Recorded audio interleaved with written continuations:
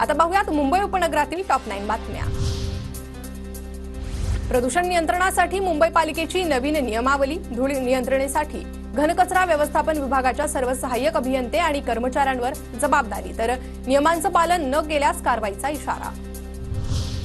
ठाण्यातील काही भागात उद्या आणि परवा पाणीपुरवठा बंद। जलवाहिनी दुरुस्तीच्या कामासाठी 26-27 डिसेंबरला पाणीपुरवठा बंद राहणार।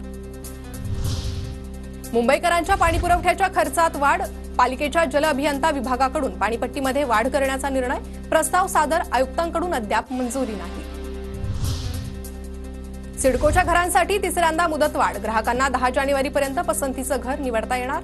मंगळवारपर्यंत 1,20,622 ग्राहकांची ऑनलाईन नोंदणी। मुंबईतील सर्व बेकऱ्यांमध्ये इलेक्ट्रिक किंवा सीएनजी शेगडी बंधनकारक। पालिकेकडून 650 बेकऱ्यांना नोटीस। हवेची गुणवत्ता खालावल्यानं पालिकेचे निर्देश।